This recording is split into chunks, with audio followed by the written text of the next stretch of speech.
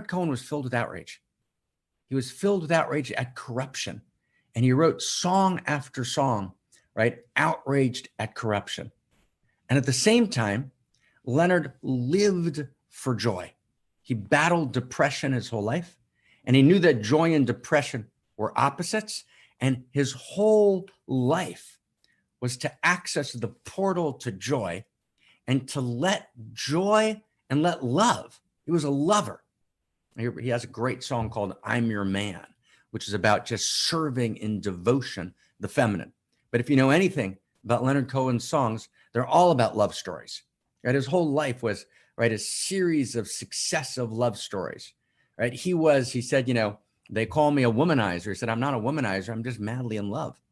Right? And we're not talking about or suggesting, right, now particular positions on how a person should live their life. We just want to honor the fact that Leonard Cohen was a lover. Right? And he believed he was in devotion, right, to the feminine. He was in devotion to love. And he battled depression. He battled depression with joy. And he battled outrage. And he embraced outrage and yet allowed the outrage to come together with love.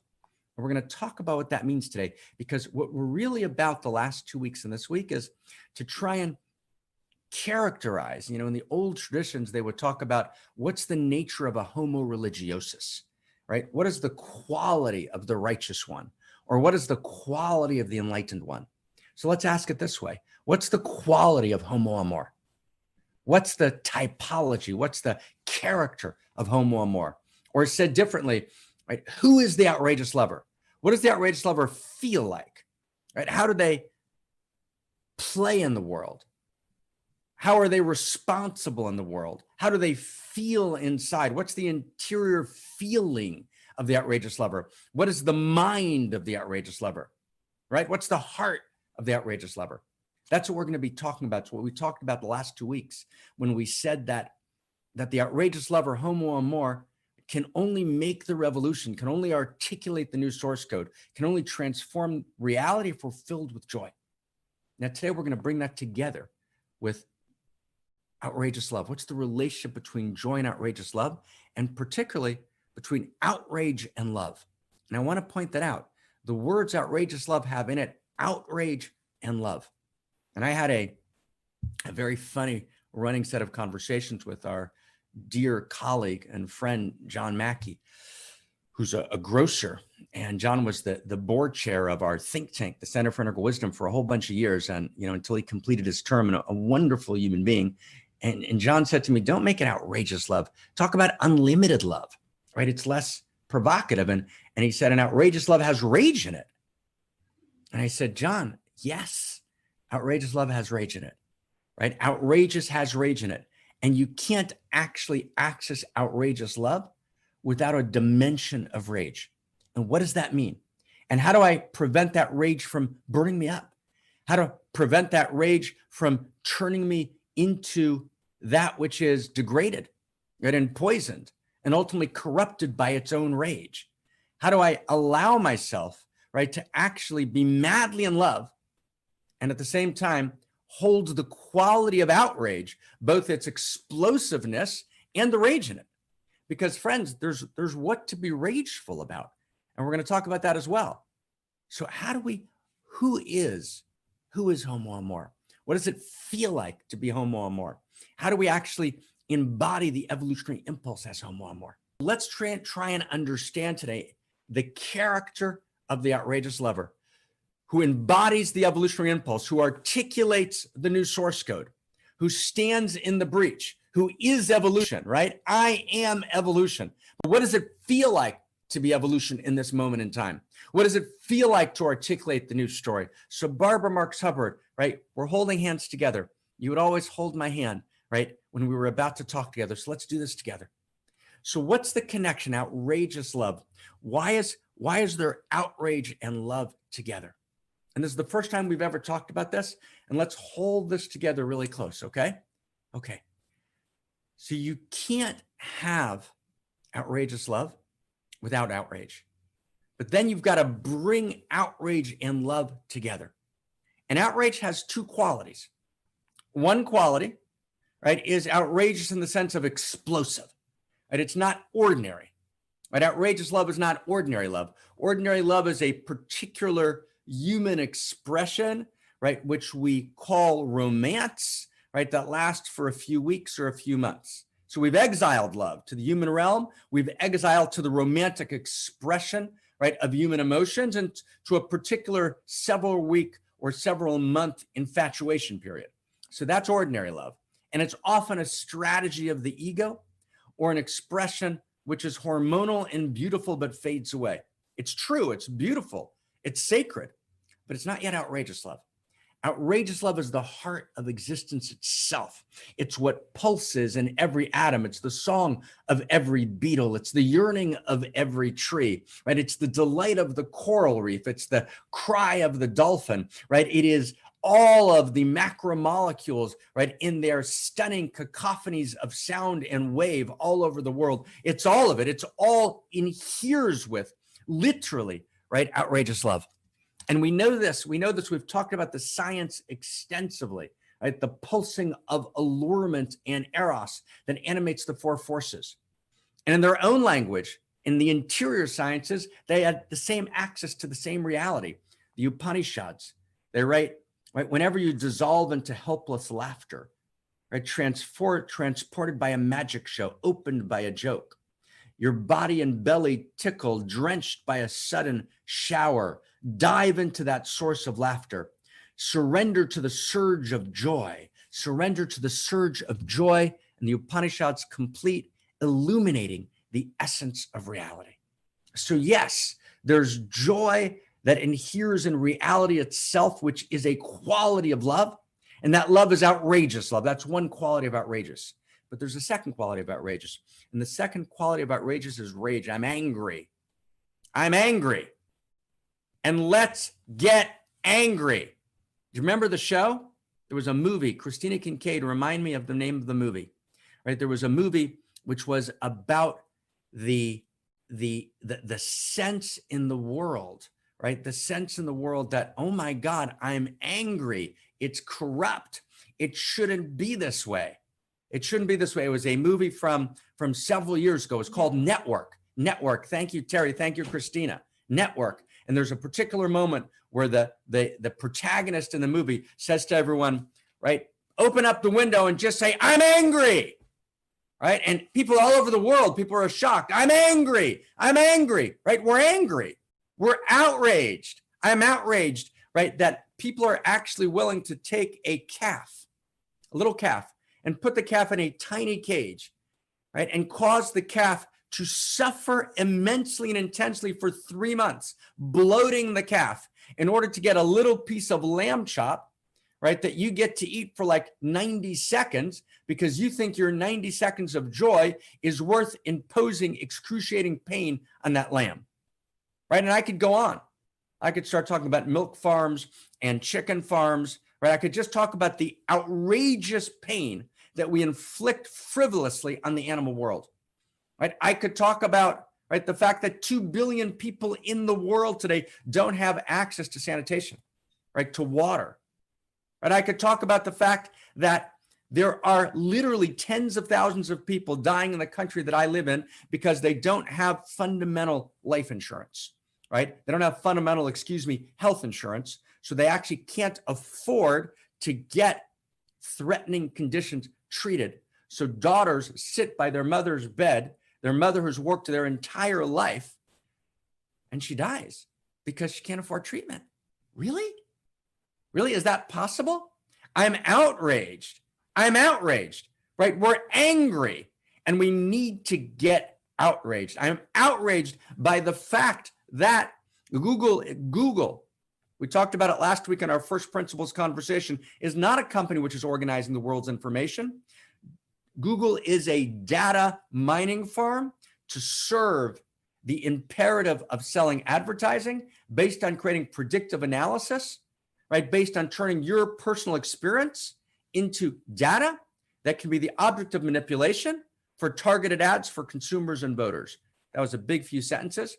You can take a look at what we talked about last week. It's on our Many Paths, One Mountain site, but actually the entire imperative of the entire world of Facebook, Verizon, Google is robbing our personal experience in order to manipulate us, right, through the emergence of digital dictatorships. That's outrageous.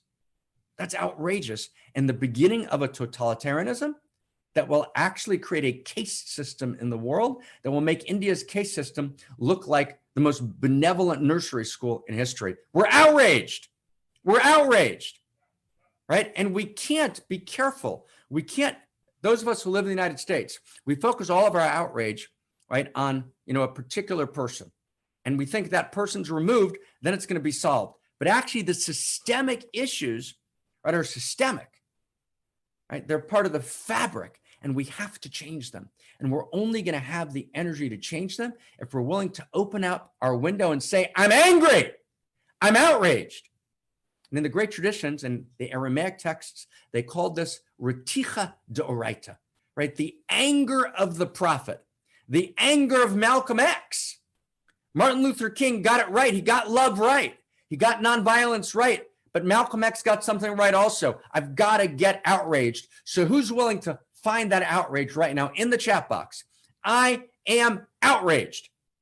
It access outrage. I am outraged. Evolution as me is outraged. I'm furious, right? I'm angry, right? I'm beyond angry. I am outraged, right? I am outraged, right? Feel the outrage. Let it well up. It's impolite. It's not, Marin kosher, right? It's not, right, New Age kosher. It's not, right? It's not fundamentalist kosher, right? It's not neoliberal kosher, right? It's not conservative kosher. It's actually the evolutionary impulse itself, right? It's the anger, the outrage of the prophet. I am outraged, and outrage is messy. And I've got to access that outrage. And that outrage has got to turn into activism. It's only outrage. Without outrage, you will not get sacred activism. Love by itself, I want to get this with you. Love by itself will not generate sacred activism. Love and outrage need to be brought together. And that is the fierce feminine rising. It's the fierce masculine rising. It's the fierce face, right, of the evolutionary impulse. I am outraged, and I claim my outrage. Now, let's go slow here. Let's find this. Let's find this deep inside, okay? We've got to beware of the hijacking of outrage. Beware. Beware. For example, the outrage of the great traditions was actually hijacked. The outrage got turned against those who were called infidels and those who were called unbelievers. And the outrage became a tool for power manipulation, as Foucault pointed out in his Genealogy of Morals. And it's not by accident that Voltaire, leading the modern Enlightenment, said, remember the cruelties. So under the guise of outrage, outrage is easily hijacked. Outrage goes wrong easily. The gorgeous experience, right, of this direct, stunning, unimaginably beautiful participation in the infinity of intimacy, right, which characterizes the depth of realization, that's beautiful. But then when you actually take God's name in vain and you say, okay, I'm going to be outraged for God, right? I'm going to be outraged for God. But actually what gets mixed into that is egoic agendas. What gets mixed into that is old trauma. What gets mixed into that is power agendas.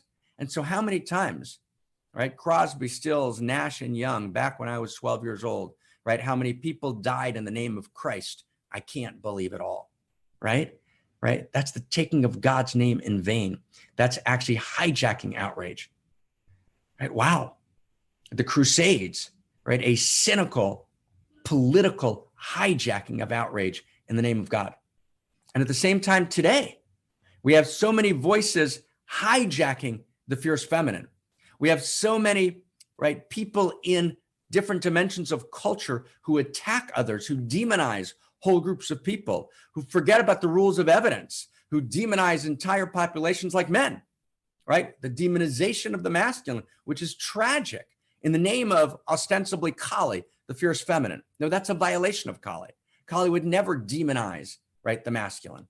The masculine and the feminine live together. We don't need more feminine consciousness. We don't need more masculine consciousness. We need more feminine at a higher level of consciousness. We need feminine that's not ethnocentric, right? The mother of the Nazi, right, who sends her child to battle. And we need more masculine that's not ethnocentric, right, which actually goes in, pillages and rapes the earth. We need the masculine and the feminine, not an ethnocentric shadow consciousness. We need the masculine and the feminine at world-centric and cosmocentric consciousness, animated, right, by outrageous love. And we need the masculine and the feminine to come together. So just like you can hijack fundamentalism, you can hijack the fierce feminine. You can hijack Kali in all of her modern New Age forms, right, for the sake of every form of evil. You can actually pretend to be a victim advocate and be engaged in, oh my God, being a terrible perpetrator. That's called the victim triangle. I pretend like I'm a rescuer. I pretend like I'm a victim. I'm really the perpetrator. That's the hijacking of the name of God. And in the name of God includes the name of the goddess, the fierce feminine. So you've got to be careful. Outrage doesn't mean we reject outrage. That's the principle of non-rejection, which is core to evolutionary tantric thought.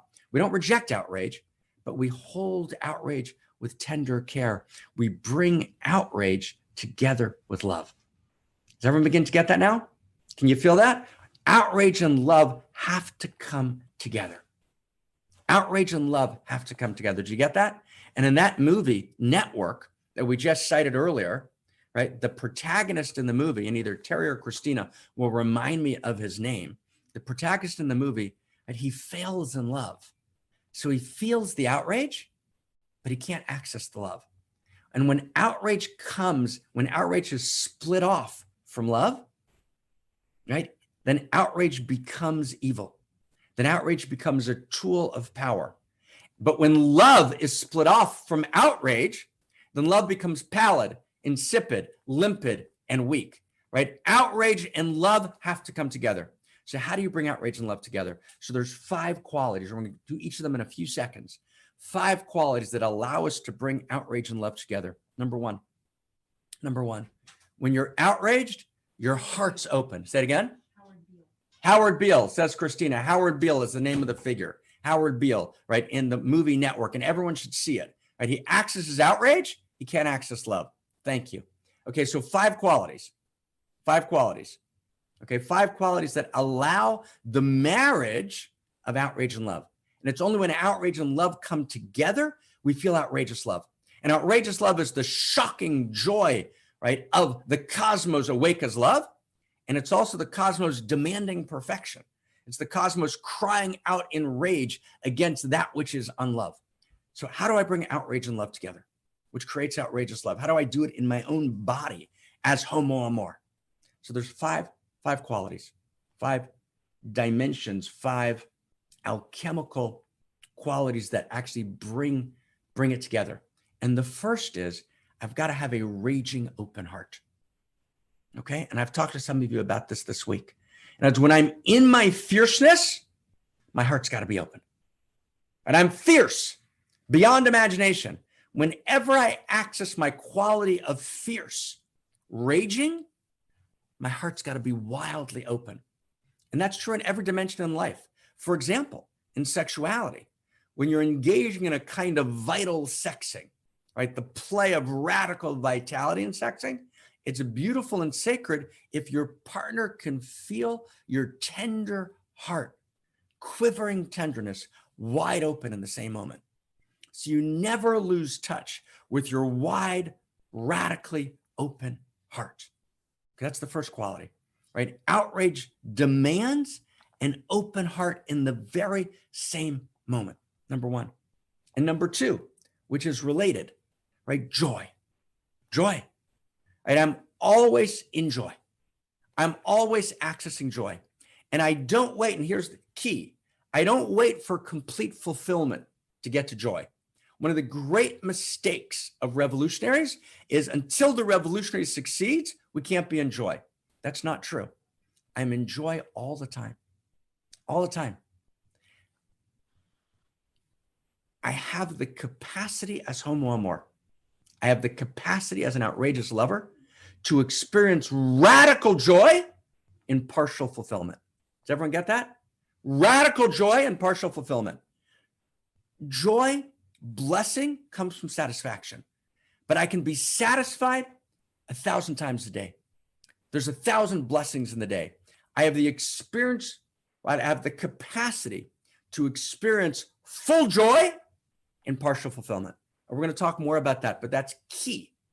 That's key. So there are 1,000 portals to joy a day. Being together with you for me right now is radical joy, right? Drinking a hot tea is radical joy, right? Actually realizing, oh my God, I have a liver and my liver's functioning, radical joy, right? I see a palette or a color and the color just blows me open, radical joy, right? I hear, right, the wind and the wind moves me, radical joy. I see a face of a child lit up, radical joy, right? I do, right, outrageous acts of love. Every outrageous act of love brings me radical joy. It's a radical joy, partial fulfillment, not when I've gotten there all the way. That's the great mistake of the revolutionary. The revolutionary is animated by joy, full joy from partial fulfillment. That's 2. 3. The outrageous lover has to balance the purity of outrageous love with paradox, the ability to hold paradox. And if you can't hold paradox, you can't do outrageous love. Can't be done. Does everyone get that? If you can't hold paradox, you can't do outrageous love. It's always both. It's never quite good and evil. It's never quite joy and a broken heart. I've got joy and a broken heart at the same time. I'm masculine and feminine at the same time. I'm universal and particular at the same time. I'm black and white at the same time. I hold paradox. And in that holding of paradox, I reach for a third, right? I reach for a higher integration. I reach for a higher union. If I can't hold paradox, and that means I'm laughing all the time, because the quality that allows us to hold paradox is laughter. And if I lose access to laughter and I lose access to joy, then my outrage goes dark, it goes corrupt, it goes evil. That's what Umberto Eco writes about in his novel, The Name of the Rose, where the priests are being poisoned and we're not sure who's poisoning them. And it turns out that every priest who goes to the library and takes out Aristotle's Nicomachean Ethics and goes like this, right? Turns the page, the side of the page is poisoned. And which page is poisoned? The page that talks about laughter. Because the assistant rector, right, is against joy and against laughter because it actually mocks the outrage he feels against the corruption of God's word. Whenever outrage loses touch with joy and laughter, we go to poison our fellow human beings. We go to poison animals. We go to poison the earth. So I need to be able to hold paradox. And number 4, I need to be able to not only wake up to outrageous love, I've got to also be able to grow up. I need to actually evolve my consciousness. That means 2 things. 1, to grow up means psychological maturity. It means I can see my traumas. I can see the voices of my parents. I can see how I'm so defensive and so reactive and I get so outraged because actually my stepfather or my mother, right, is talking to me. So I'm able to actually grow up. I can actually move beyond my early trauma and actually be fully present in the present. I'm not constantly rehashing the circle of trauma. That's to grow up. That's the first part of growing up.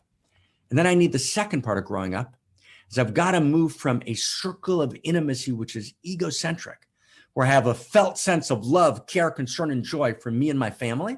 That's egocentric. Most Westerners are egocentric. Their felt sense of love, care, and joy is them, their family, and their few friends. That's the whole deal, particularly the liberal world. It is profoundly egocentric. I got to get to ethnocentric. I got to have a felt sense of love, care, and joy for ethnocentric, for my people, my nation, not in the shadow form, in the healthy form. But I can't stop there. I got to move beyond ethnocentric, and I've got to be world-centric. I have to feel the pulsing joy of every human being on the face of the planet and live in this shared new story and know that that which unites us is so much greater than that which divides us. But then I got to jump. I got to go to cosmocentric, every animal, every fish, right? The oceans themselves, cosmos itself. I take responsibility for the whole thing. I feel the pulsing of life in the allurement of subatomic particles. I feel the whole biosphere radically alive, pulsing with life, joy, interiority, and meaning. I'm cosmocentric. So in order to actually hold outrageous love, I've got to grow up. Psychological maturity and, right, and critical and the move from egocentric to ethnocentric to world-centric to cosmocentric consciousness. 4 dimensions. 4 dimensions. 1, I can be outraged if I'm filled with joy. 2, if I hold paradox. 3, if I grow up, psychological maturity, and I actually up-level my consciousness to a genuine cosmocentric consciousness. And 4, my outrage is married to love. That's outrageous love. Wow. And then we can look at each other and we can say, we live in a world of outrageous pain. And the only response to outrageous pain is outrageous love. Right? Wow. And the outrageous lover does what? The outrageous lover commits outrageous acts of love. And now perhaps, dear friends, brothers and sisters, and we're brothers and sisters, literally, we're holding hands, brothers, outrageous lovers. We've actually created a page, a Facebook page, and we're gonna gently launch it and share it over the next few months. And then in the early spring with Christina, we're gonna do an outrageous love course. And we're gonna be talking about this summer at the festival, the laws of love. We're gonna do an outrageous love course. But at the core of everything is I awaken to my identity as an outrageous lover. My heart becomes a flame with fierce sacred activism. I take my unique risk. I step into the breach, right? I wake up like I've never awakened before, and I'm filled with outrage. I'm angry. And oh my God, I'm a lover.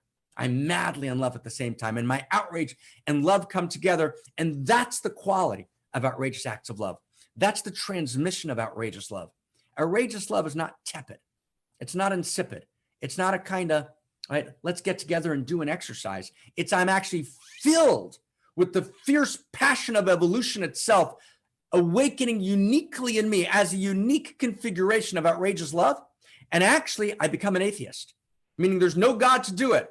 There's only divinity as me that's going to actually address a unique need in my unique circle of intimacy and influence that can be addressed by no one that ever was, is, or will be except for me. And that is my unique risk. And that's my outrageous act of love. So it's got a quality of outrage, meaning it's outlandish. It's beyond. It's beyond imagination. Right? And all of us, we're outrageous lovers, right? We're actually, that my unique self means I take my unique risk and I commit my outrageous act of love. And so what we tried to do this week was to try and characterize, to try to get a feeling. What does it feel like, right, to be an outrageous lover? Oh my God. And I never lose touch with that quality of being held and known, right, by all that is. I want to give you a sense of what it means like that I'm an outrageous lover, right? I am evolution. I am the intimacy of cosmos. I am the savior. We are the saviors of God. And in the very same moment, I can access that quality. Forget about the particular fundamentalist cast of it. I can access that quality of intimacy where I know I'm being held in every second. To feel this quality, and this is the 5th quality. I said there were 5 qualities. That the outrageous lover has to know I'm partners with the larger force of cosmos that holds me. It's not just me. And that's what Marc's lost touch with. It's what Lenin lost touch with. And then you become a demonic monster. If you lose touch with the larger field that holds you in every second, tenderly embracing you. And so that's the 5th quality. I can only be an outrageous lover if I know that the personal face of outrageous love is holding me. We're partnering.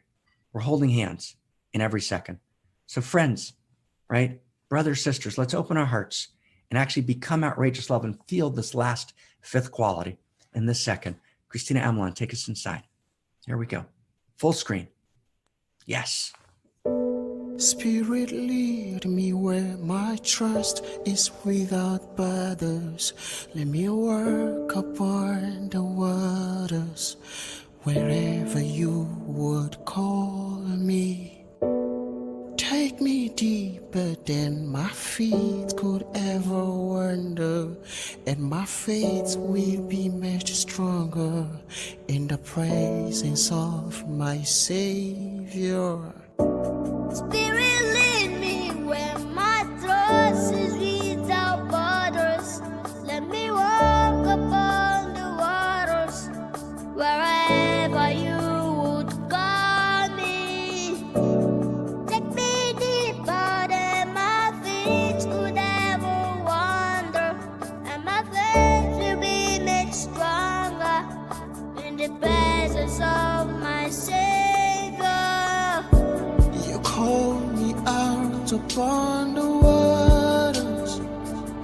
your great unknown, where feet may fail.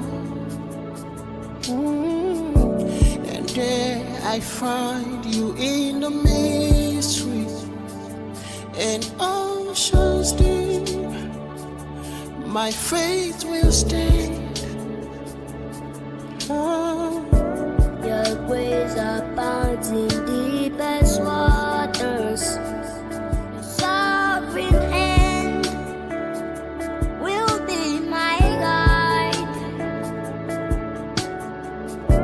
Where feet may fall, and fear surrounds me. You never failed, and you won't stop now. Spirit, lead me where my trust is without waters. Let me walk upon the waters, wherever you would call me. Take me deeper than my feet could ever wander, and my faith will be made stronger in the presence of my Savior. Spirit, lead me. Spirit, lead me. Spirit, lead me. Take me deeper. Take me deeper. Take me deeper into you.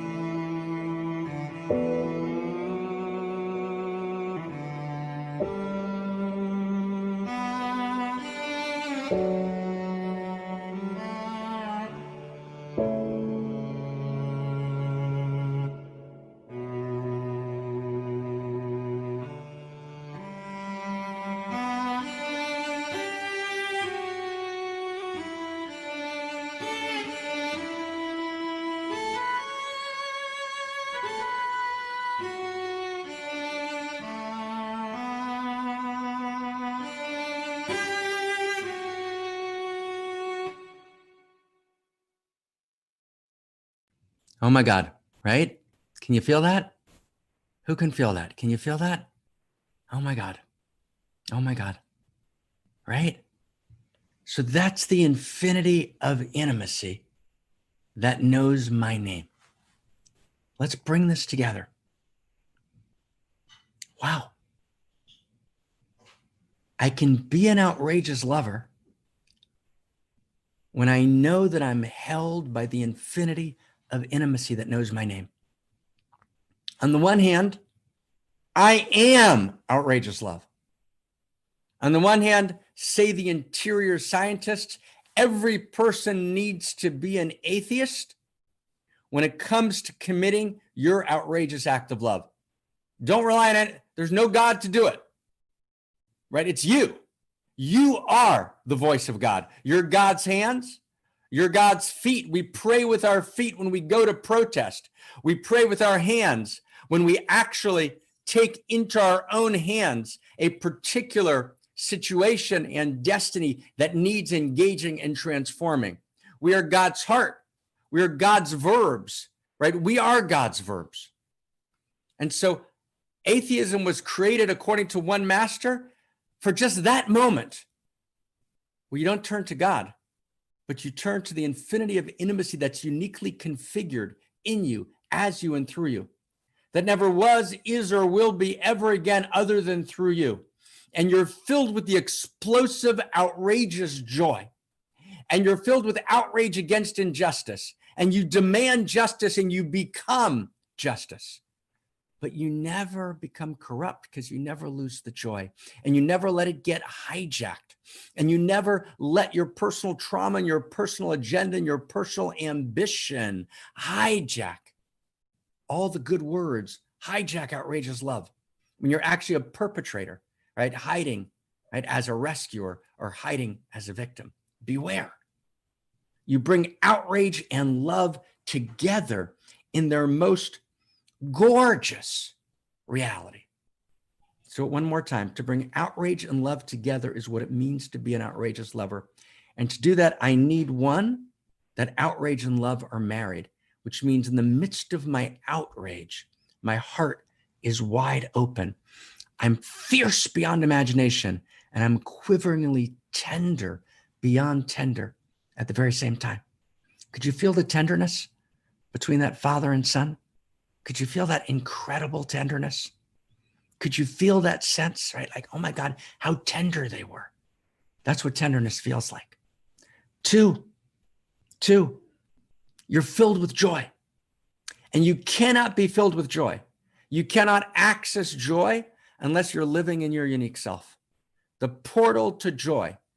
There's an electric code, an electric cord that is all of us, but at the end of the cord, there's a plug. That plug is my unique self, and it's only my unique self meeting the unique moment that plugs into the electricity of joy, which is cosmos, and allows me to access the surging joy, which is the very aliveness of reality, which animates, which illuminates, in the language of the Upanishads, all of existence. So that's two. I'd have to be filled with joy. But three is I can only be filled with joy through the mediating prism of my unique self. And my unique self has to meet and be present in the utter uniqueness of that moment. And that's three. And four, I can only be present in the uniqueness of that moment if I can actually move beyond the trauma. I move beyond the circle of trauma in which I keep repeating old moments, which then cause me to allow my outrage to be corrupted, right, and to devolve, right, into a way, a form of pseudo-eros to cover over my pain. And then I become corrupted in every manner of corruption. So I've got to be able to move beyond the trauma to access the unique presence of this unique moment, merge with my unique self, which is my portal to joy, right? I need to know and how to hold number 5, paradox, not contradiction, paradox. The outrageous lover always holds paradox. And my ability to know that actually good and evil, righteousness and corruption are far more ambiguous than we thought. I'm outraged. I stand against it all, right? I'm an angel of justice, and yet I hold paradox. I grow up, right? Number 6, and I'm not egocentric. I'm not ethnocentric. My love is world-centric and cosmocentric. That includes my egocentric family. It includes my people, but it's every human being, and it's all life, right? All of reality. Oh my God.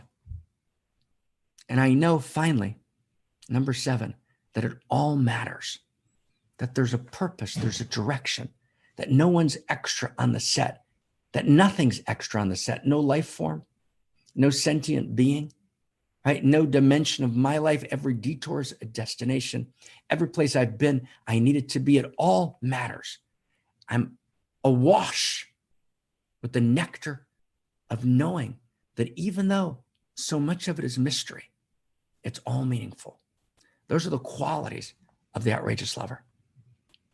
And all of them come to bear when we commit outrageous acts of love.